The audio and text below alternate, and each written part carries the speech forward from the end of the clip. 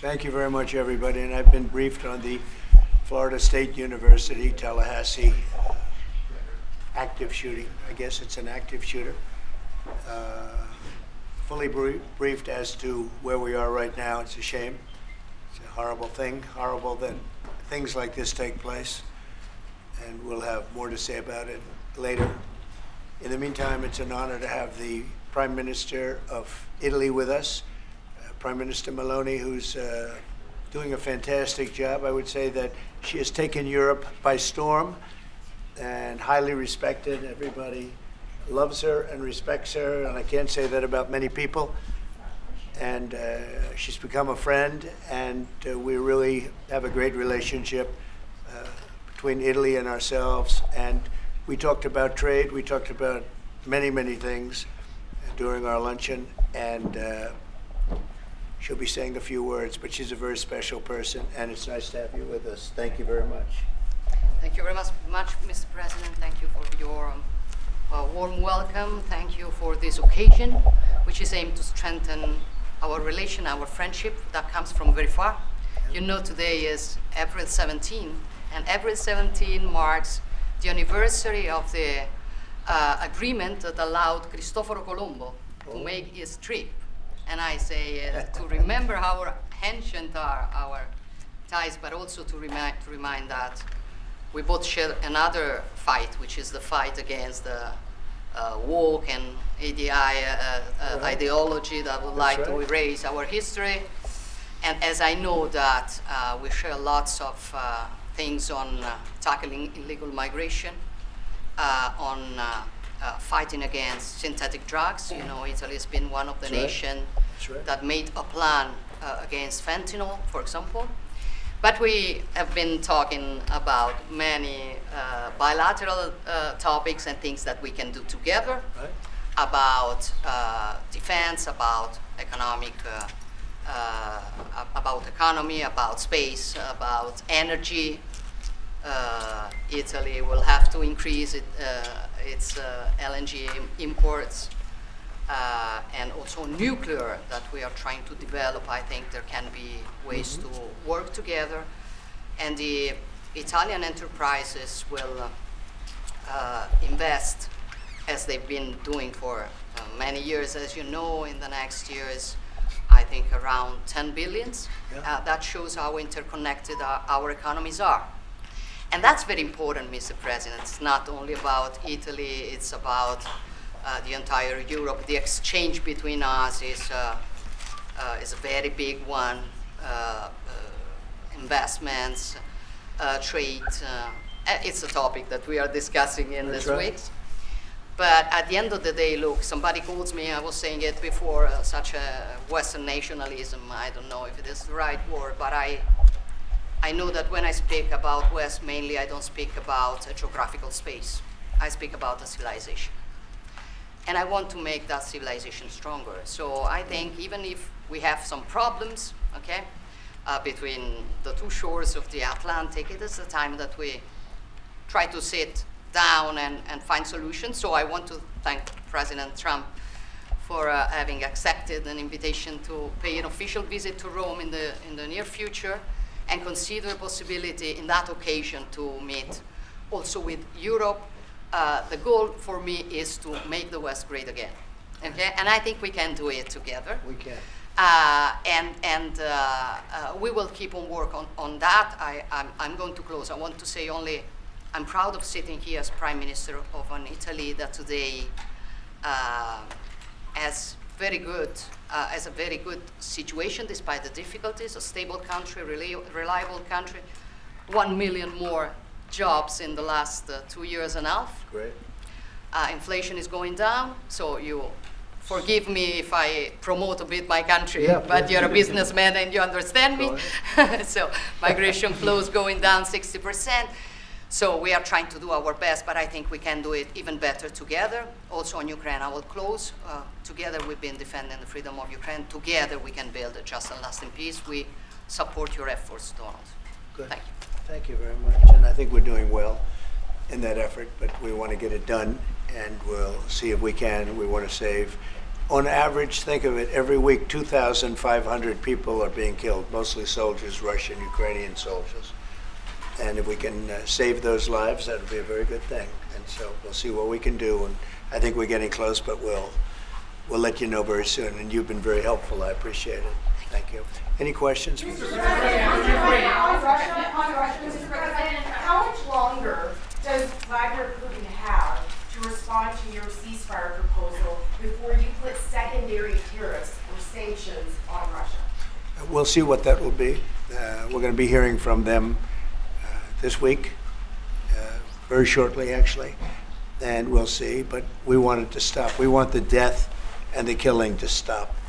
Mr. President, on Jerome Powell, you said that the termination of Jerome Powell cannot come fast enough. He says he won't leave, even if you ask him to. Oh, he'll leave. If I ask him to, he'll be out of there. But I don't think he's doing the job. He's too late, always too late, a little slow, and I'm not happy with him. I let him know it, and if I want him out, he'll be out of there real fast, believe me. Yeah, go ahead. Go ahead, please. Question? Are you trying to remove him, Mr. President? Yeah, question? Mr. President, can you make Judge Boasberg in a case against your administration said the Constitution does not tolerate willful disobedience of judicial order. Do you agree with that statement? Well, you're going to have to speak to the lawyers. We have great lawyers. I can tell you this, we're doing a fantastic job of getting criminals out of this country who Biden allowed into the country. Hundreds of thousands of criminals, murderers and drug dealers. And I was elected because of the fact, I would say maybe that was the #1 factor for a lot of reasons, the economy, a lot of things. But one of the primary reasons I was elected is because I said, I'm going to get the criminals that he allowed to come into our country so stupidly through open borders. I'm going to get them out. And I got a lot of votes, record-setting numbers of votes, as you know. We won everything. The popular vote, all 7 swing states, we won everything. And that's what the public wanted. That's what I'm doing. But you'll have to speak to the lawyers because it's up to them. Mr. President, what do you think of the proposal from France? Say it. What do you think of the proposal from France and UK of a peace mission in Ukraine with soldiers? And do you think that Italy should take part into it? Well, I think Italy will have to make that determination, but peace missions are always good with me. I'm okay with peace missions. Yeah, please. Mr. President, have you discussed what areas of cooperation have discussed with the Prime Minister vis-a-vis Italy and the United States and Europe and the United States? And on China?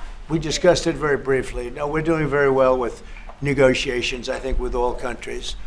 And Scott could tell you a little bit, but we are doing very well. We have a lot of countries that want to make a deal. Frankly, they want to make deals more than I do. Go ahead, Scott. Would you say something first? Yeah, we've got a process in place. We're working on the big 15 economies first. We had a fantastic meeting with Japan yesterday. I believe there have been calls with the EU already. And then we have South Korea coming in next week. And I believe India is also talking. That's moving very quickly. Go ahead. Ukraine's President Zelensky has said he has evidence that China is supplying weaponry or ammunition to Russia. Do you have any evidence along those lines?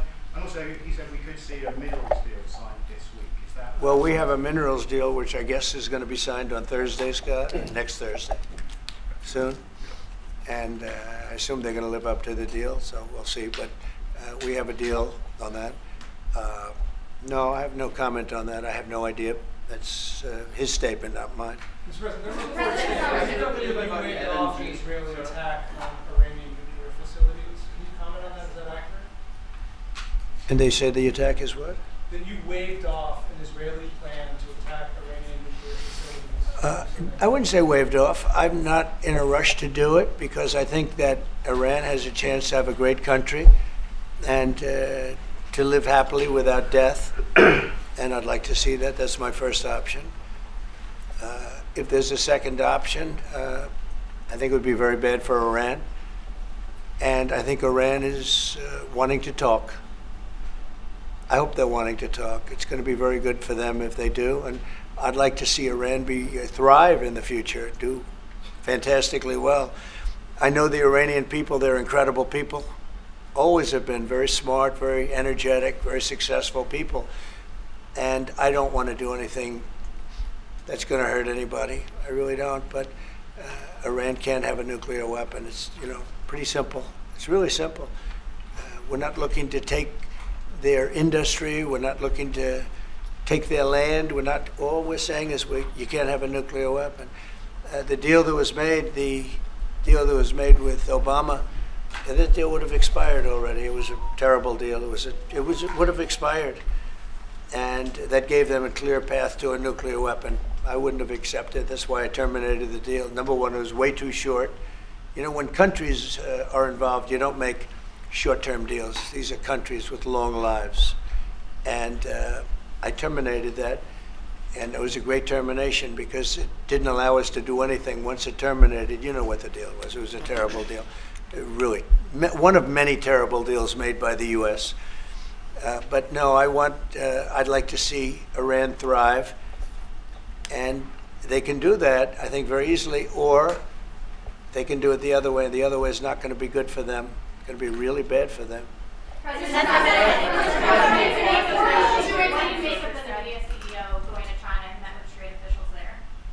Well, Jensen's an amazing guy. He's become a friend of mine, and I don't know, he's a person that's very proud of our country. He loves our country. I'm not worried about Jensen at all.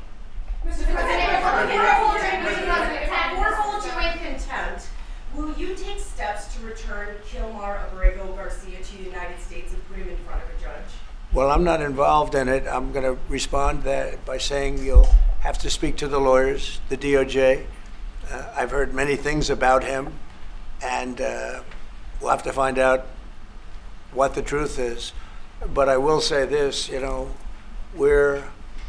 we were inundated by millions of people, many millions of people during the Biden administration. They say 21 million. And a big percentage of those are criminals, serious criminals. I'm not saying just criminal because they came into the border illegally. I'm saying they're criminals at the highest level, murderers. Many of those people murdered more than one person, and they're on the loose. And I was elected to get rid of those criminals, to get them out of our country, or to put them away, but to get them out of our country. And I don't see how judges can take that authority away from a president. We've done an amazing job. Tom Homan, Kristi Noem, we have done an amazing job. Nobody can believe the job we've done. Far greater than what I said. I mean, I got elected on that, but we've done much better. We have right now 99% border. It's a 99%. Nobody thought that would even be, nobody's coming through our border practically. 2 weeks ago, we had 9 people come through, all for medical reasons. We allowed them, we brought them through because one had a heart attack, one had something else, and, all for medical reasons.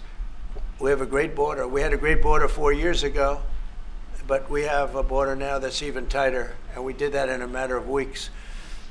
And no, we have to, we need to get murderers and drug dealers and people that were in jail for horrible, they released jails, Georgia, from all over the world. They released them, not just South America, all over the world, the Congo and Africa. Many, many people come from the Congo. I don't know what that is, but they came from the Congo. And all over the world they came in, opened their jails. Venezuela, practically all of their prisoners released into our country. We took them because we had an incompetent administration called the Biden administration. And to think what they've done to our country. And I was elected to straighten that out, and I'm doing that.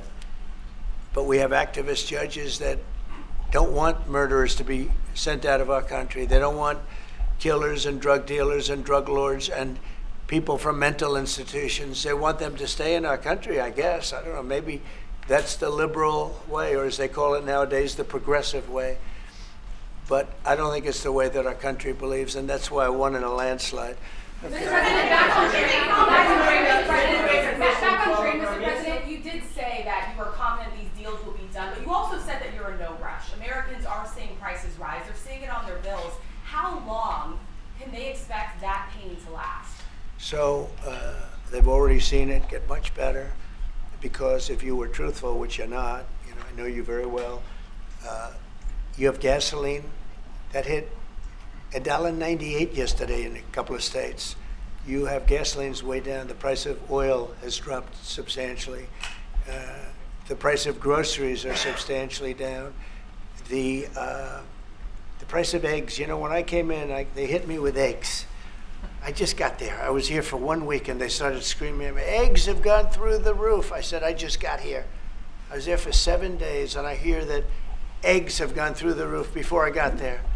And they were screaming at me, the press, the fake news like you're fake.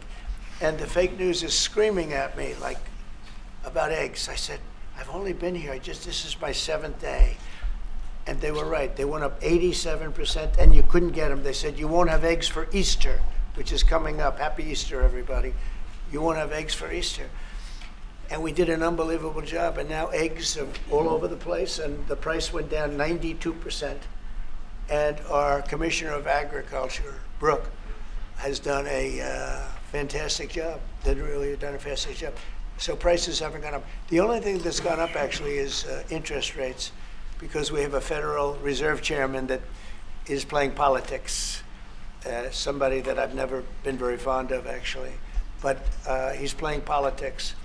Interest rates should be down now. They should be coming down. In Europe, as you know, they reduced them, I guess 7 times. It looks like they're going to reduce them again and again and again. But our guy wants to play cute. But interest rates are pretty much even. Maybe they went up just a slight bit, but that's the only thing. But that's because of the Federal Reserve, because they're not very smart people. Do you regret nominating him? Go ahead. Yes, sir, please. Go ahead, please. Do you regret nominating him, Jerome Powell? Look, in the first 4 years, we had the greatest economy in the history of our country. Stock market went up 88 points. I think he's terrible, but I can't complain because we had the most successful administration economically in the history of our country. I think we're going to do even better this time because you will see that the numbers that we're taking in are astronomical. We're taking in tremendous amounts of money with the tariffs. We were treated very unfairly on trade, and countries are having a hard time getting used to the fact that they can't do that to us anymore because we have a real president. We have a president that understands what it's all about. We had presidents that in some cases were smart, but they didn't understand business, or they didn't like business, or it wasn't like a priority. And then you had like the last administration, the only thing they were good at was cheating in elections. That's about all they could do. They couldn't do anything. They were useless. They were incompetent. Worst administration in the history of our country. Worse than Jimmy Carter. Jimmy Carter died a happy man. You know why? Because he wasn't the worst president. Joe Biden was. So I think you're going to see some fantastic numbers when this all happens. It's happening now. I mean, everybody wants to make a deal. And if they don't want to make a deal, we'll make the deal for them. Because that's what's going to happen. We'll just say, this is what it is. But we want to listen to everybody. And I think I can say for Scott and the other people that are working on it that we're listening and we're going to be very fair to people. But, we're the one that really sets the deal, and that's what we'll be doing. Okay. Go ahead, please. Please. A question to our Prime Minister. Oh, you have a great Prime Minister. You're so lucky. Yes. In italiano? Yes, that's right. Okay. I'm not sure they do agree. Presidente Meloni, volevo sapere cosa pensava del fatto che il Presidente Trump ha considerato responsabile Zelensky della guerra in Ucraina e poi se avete parlato delle spese militari e qual è il limite massimo a cui ha detto che può arrivare l'Italia, le percentuali delle spese militari. Non abbiamo parlato dei limiti massimi a cui può arrivare l'Italia, abbiamo parlato del fatto che l'Italia sta mantenendo i suoi impegni perché arriverà al prossimo vertice della NATO con il 2% che era già previsto, che è stato sottoscritto dai governi precedenti, perché siamo una nazione seria, ma non abbiamo parlato poi di quanto vada aumentata questa percentuale, anche se siamo ovviamente consapevoli che il tema della difesa sia un tema particolarmente importante di questo tempo. Per quello che riguarda la guerra in Ucraina, lei sa come la penso che ci sia chiaramente ci sia stata un'invasione e che l'invasore da quel punto di vista fosse Putin e la Russia, ma non è questo che oggi quello che rivela è il fatto che insieme vogliamo lavorare, stiamo lavorando per cercare di arrivare in Ucraina a una pace che possa essere giusta e duratura. Penso che questi siano gli sforzi sui quali condividiamo il nostro lavoro, abbiamo condiviso anche oggi il nostro lavoro. That sounded absolutely, that was so beautiful. What the hell was that? What did she say, please? No, I mean, it sounded great. It was about... It was beautifully presented, but maybe I could hear what she said. Go ahead. It was about asking. Guys, Hold it, hold it. Have some respect, please. Thank you. No, wait. I want to hear what she said.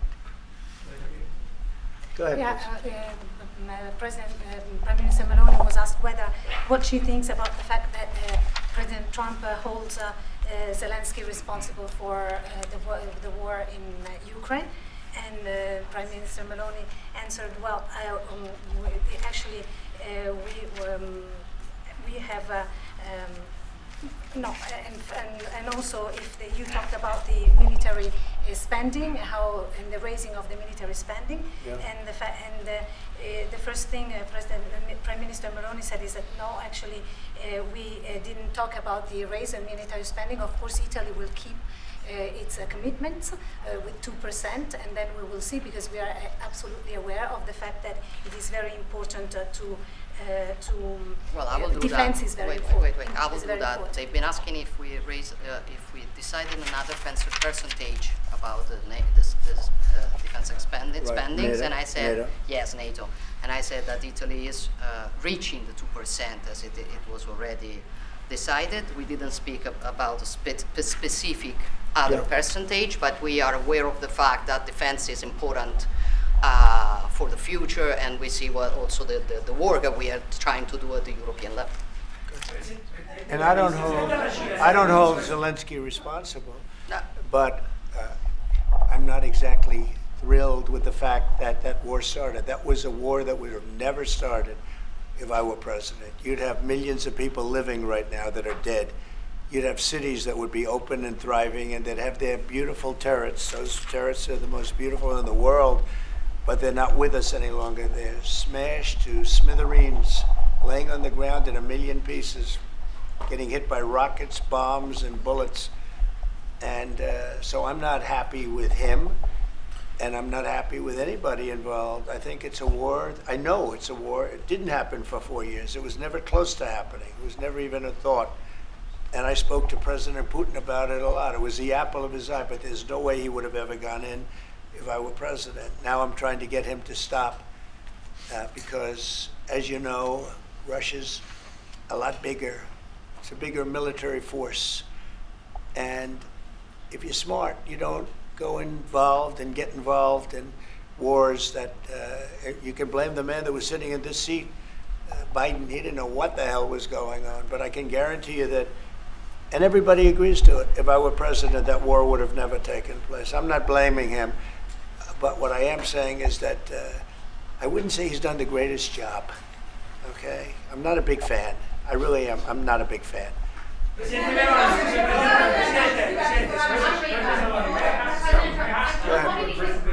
ahead. Go ahead. Presidente Meloni, avete discusso di Cina, della possibilità che l'Europa ponga dei dazi, diciamo, sulla Cina. Mr. President, are you sure about the definition of the parasite of European? Would you say again that European are parasites? It's never said. Would you say again that The European. Have you said that Europeans are parasites? Yeah. Have you seen it? No, I haven't don't. said. I don't know He what. didn't say it. I don't even know what you're talking about. Go ahead, please. Go ahead. No, wait. Next. Go. Thank you. Prime Minister Meloni just said we want to make Europe great again, and we want to do it together with the United Sure. The West, yeah. Did you? I guess that's what you said, Mr. Prime Minister. How are you going to do that? And are you looking to do it to counter China, who is really trying to gather influence against the United States with the help of this joint? I hope that Europe is going to be great again. Europe is going through a lot of problems, and a lot of it's having to do with immigration. And I'm not a big fan of Europe and what they've done with immigration at all. And I think they got to get smart. because Europe is being very badly hurt by what they've done with immigration. Now, I'll say this, that the Prime Minister has taken a very tough stand on immigration. And I commented to her before, I said, I wish more people would be like you having to do with that subject, but they're not.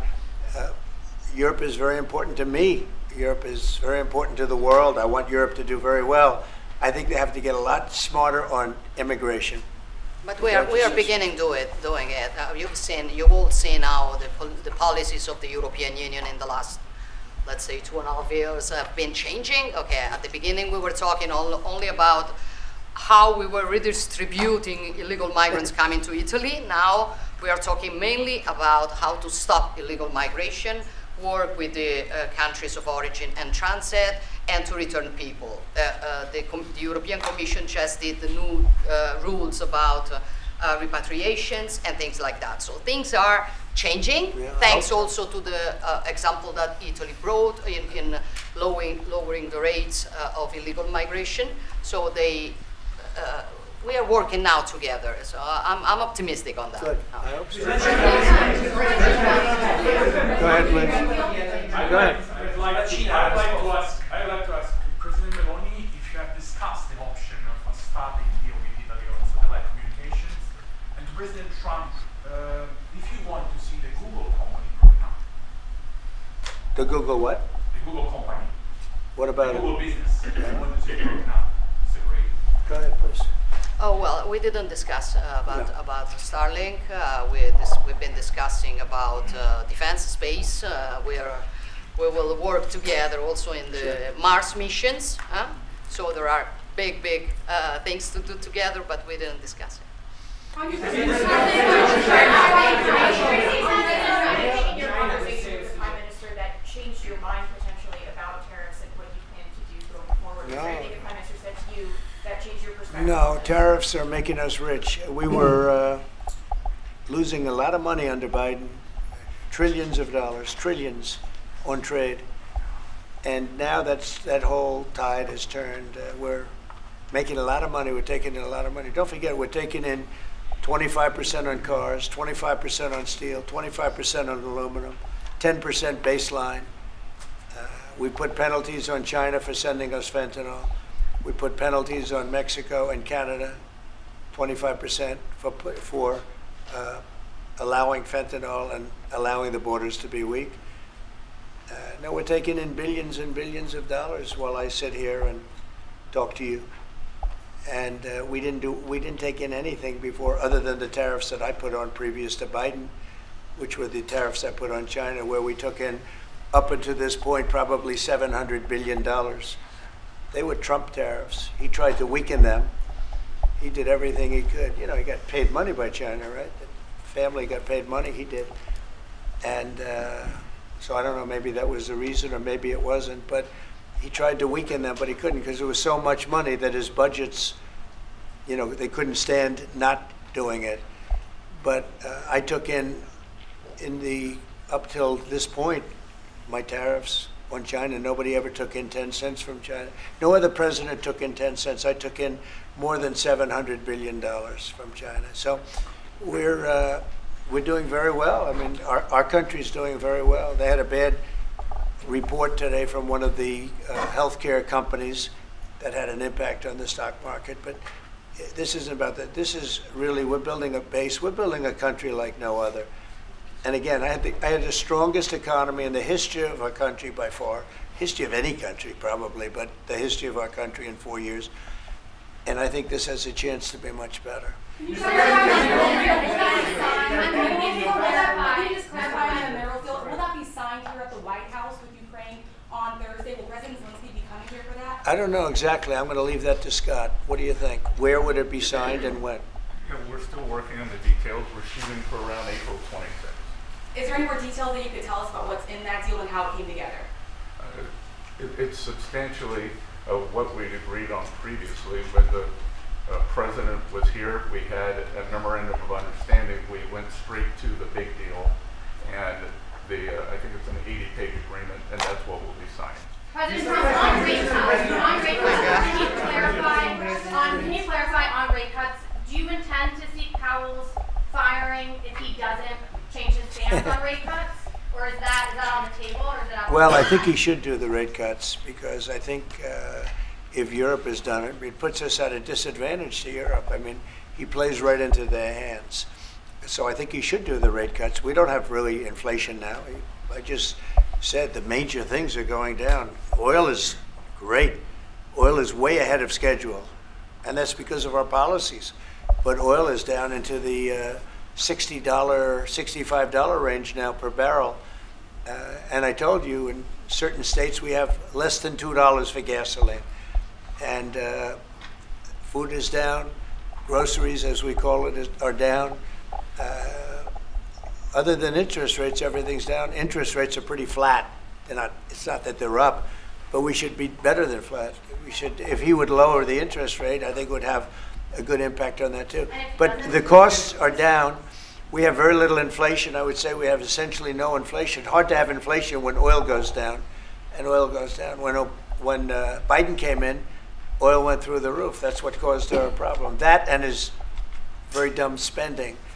But when the oil prices go down, and they have gone down a lot, we've gotten it down really good. We've opened it up and we've gotten them down.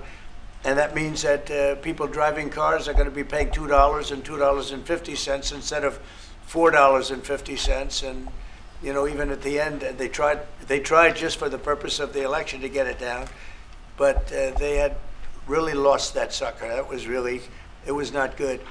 But if they had won, oil right now would be at $7 or $8 because of their policy, and we're going to be at about $2. Could be even a little bit less than that, and you're starting to see it. So I don't know how you can have inflation when oil has come down quite a bit, and I would say the Fed really owes it to the American people to get interest rates down. That's the only thing he's good for, and he would have an effect on that if he lowered them. And I think at some point he will. He's going to have a lot of political pressure. You know, they are political also. And I think there's a lot of political pressure for him to lower interest rates. Okay? Yeah, go ahead. Sorry. Please. Do you think that Italy can be your best ally in Europe? And also, do you ever notice when you walk, if you step on hands? Only if the Prime Minister remains a Prime Minister can it be our best.